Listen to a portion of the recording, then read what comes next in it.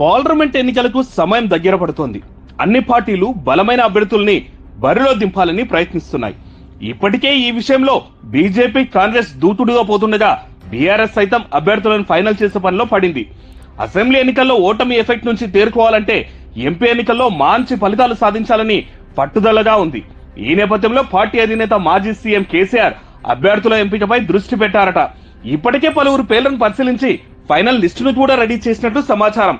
కొంతమంది సిట్టింగ్ ఎంపీలు ఇప్పటికే పార్టీకి గుడ్ బై చెప్పిన నేపథ్యంలో వీలైనంత త్వరగా అభ్యర్థులను ప్రకటించాలని బీఆర్ఎస్ అధినేత యోచిస్తున్నట్లు తెలుస్తోంది. ఇక విశ్వసనీయ సమాచారం ప్రకారం బీఆర్ఎస్ ఎంపీ అభ్యర్థుల లిస్ట్ ఇలా ఉండే అవకాశం ఉంది. ఆదిలాబాద్ నుంచి ఆత్రం సక్కు ఈసారి ఎంపీ బరిలో ఉండే ఛాన్స్ కనిపిస్తోంది. బీఆర్ఎస్ మాజీ ఎంపీ నజీర్ ఇటీవల బీజేపీలో చేరిన నేపథ్యంలో ఆత్రం సక్కుకు టికెట్ కన్ఫర్మ్ అయినట్లు సమాచారం. ఇక పెద్దపల్లి ప్రస్తుత ఎంపీ వెంకటేష్ సైతం బీఆర్ఎస్ కు రాజీనామా చేశారు. దీంతో ఈసారి కొప్పుల ఈశ్వర్ లేదంటే బల్కా సుమన్ ను అక్కడి నుంచి పోటీ చేయాలని కేసీఆర్ భావిస్తున్నారట. అయితే అనుభవం దృష్ట్యా కొప్పులకే టికెట్ కన్ఫర్మ్ చేసినట్లు సమాచారం.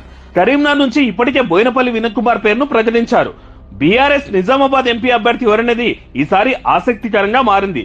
కేసీఆర్ కూతురు మాజీ ఎంపీ ప్రస్తుత ఎమ్మెల్సీ కవిత అక్కడి నుంచి పోటీ చేస్తారా అన్నది డౌట్ గానే మారింది.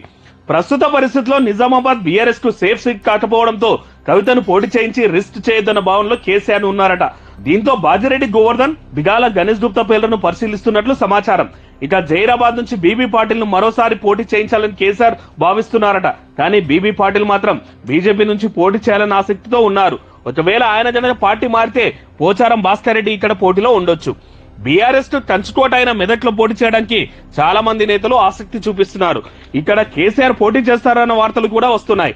ఒకవేళ కేసీఆర్ బరిలో ఉండకపోతే ఒంటేరు ప్రతాప్ రెడ్డి, మదన్ రెడ్డి, గాలి అనిల్ కుమార్ లో ఎవరో ఒకరు పోటీ చేసే అవకాశం ఉంది. ఇక మల్కజ్గిరి కూడా బీఆర్ఎస్ లో హాట్ సీట్ గా ఉంది. ఈ పార్లమెంట్ నియోజకవర్గం పరిధిలో అన్ని అసెంబ్లీ స్థానాలు బీఆర్ఎస్ ఎమ్మెల్యేలో ఉన్న నేపథ్యంలో పోటీకి చాలా మంది ఆసక్తి చూపిస్తున్నారు. అయితే సీఎం రేవంత్ గనక పోటీ చేస్తే తానే ఇక్కడ పోటీ దిగుతారని కేటీఆర్ సవాల్ చేసిన నేపథ్యంలో పరిస్థితులు ఎలా మారతాయో చూడాల్సి ఉంది.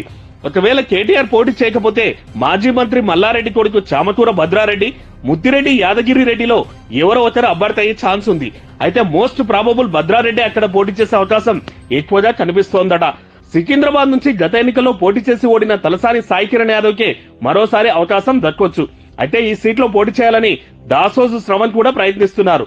చేవెళ్ల నుంచి సిట్టింగ్ ఎంపీ రంజిత్ రెడ్డికి టికెట్ మరోసారి కన్ఫర్మ్ అయినట్లే. మహబూబ్నగర్ నుంచి ప్రస్తుత ఎంపీ మన్నె శ్రీనివాస్ రెడ్డి పోటీకి దిగేది అనుమానంగానే ఉంది. ఆయన పెద్దగా ఆసక్తి లేకపోవడంతో మాజీ మంత్రి లక్ష్మారెడ్డి లేదంటే ఆల వెంకటేశ్వర రెడ్డి బరిలో ఉండొచ్చు. నాదర్కర్ల నుంచి ప్రస్తుత సిట్టింగ్ ఎంపీ రాములు బీజేపీలో చేరిన నేపథ్యంలో గువ్వల బాలరాజు పోటీ చేయడం ఖాయమైంది. నల్గొండ నుంచి గుత్తా అమిత్ రెడ్డి లేదంటే కంచల కృష్ణారెడ్డి బరిలో ఉండే అవకాశం ఉంది. భువనగిరి నుంచి చాలా మంది బీఆర్ఎస్ నేతలు పోటీ చేయడానికి ఆసక్తి చూపిస్తున్నారు. పైల రాజశేఖర్ రెడ్డి, బూడిద విష్ణుమయ్య గౌడ్, జిట్టా బాలకృష్ణారెడ్డి, దూదిమెట్ల బాలరాజు యాదవ్ టికెట్లను ఆశిస్తున్నారు. అయితే పైల శేఖర్ రెడ్డికే టికెట్ ఫైనల్ అయ్యే అవకాశం కనిపిస్తోంది. వరంగల్ నుంచి కడియం శ్రీహరి కూతురు కడియం కావ్య, మాజీ ఎమ్మెల్యే ఆరూరి రమేష్, ఎర్రోల శ్రీనివాస్ పేర్లు షార్ట్ లిస్ట్ అయ్యాయి. ఇందులో ఎవరో ఒకరు అభ్యర్థిగా ఉండే ఛాన్స్ ఉంది. మహబూబాబాద్ నుంచి ప్రస్తుత ఎంపీ మాల కవితకే మరోసారి అవకాశం దక్కనుంది. ఖమ్మం నుంచి కూడా నామా నాగేశ్వరరావు మరోసారి పోటీ చేయనున్నారు.